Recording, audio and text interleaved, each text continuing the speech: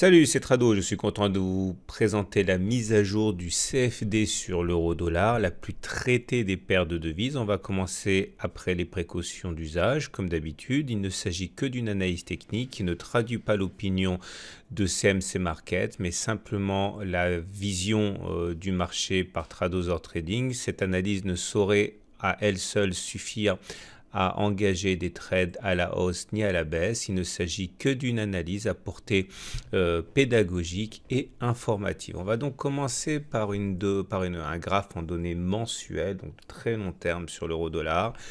Et on comprend que les difficultés auxquelles sont exposées toutes les paires en euros sont dues au fait que nous avons heurté une résistance très importante ici, correspondant au haut de ce canal noir, également secondé par cette zone ici en orange et qui correspond à une zone de support qui, une fois qu'elle a eu été cassée, de manière totalement traditionnelle, est devenue résistance, et c'était trop pour l'euro-dollar qui s'est donc affaissé significativement en passant de plus de 1,25 à 1,13.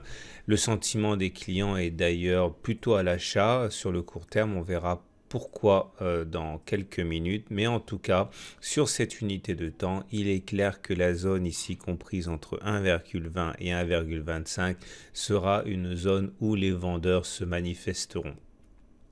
Si on descend d'une unité de temps et que l'on observe les données hebdomadaires, donc une bougie est égale à une semaine de cotation, on voit plusieurs choses. Tout d'abord que l'euro a connu une descente très importante effectivement depuis les 1,23 qui a accompagné la progression des indices européens, ce qui est totalement normal puisqu'à mesure que l'euro-dollar s'affaiblit, les entreprises exportatrices de l'Union européenne et de la zone euro gagnent en compétitivité. La vraie question à laquelle il faudra maintenant répondre, c'est en cas de rebond, est-ce que cela va affaiblir durablement des indices qui sont déjà assez fatigués?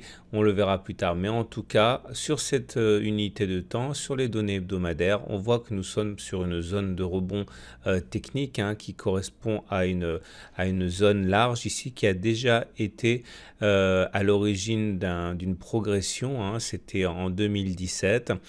Et nous sommes en train également de prendre appui sur le nuage Ishimoku, ici ascendant. Et tant que nous nous maintiendrons au-dessus d'un nuage ascendant, la tendance au regard de cet indicateur sera haussière.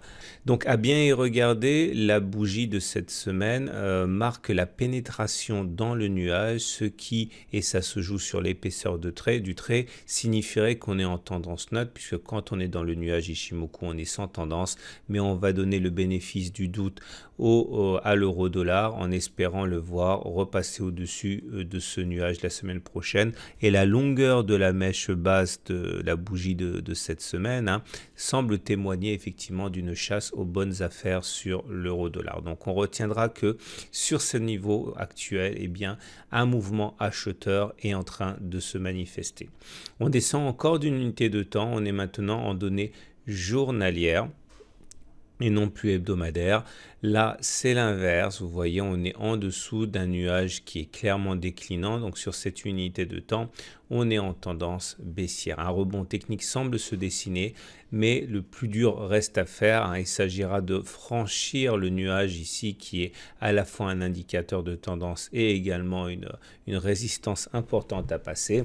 Il faut s'attendre à ce que des mouvements vendeurs se déclenchent à mesure que l'on progressera et que l'on s'approchera de la zone ici constituée du nuage et également de cette zone ici en orange qui est une zone de trading range qui a été cassée. Vous remarquerez d'ailleurs que si le scénario du rebond technique devait se matérialiser, nous serions dans une formation en épaule, tête, épaule ici de très belles factures.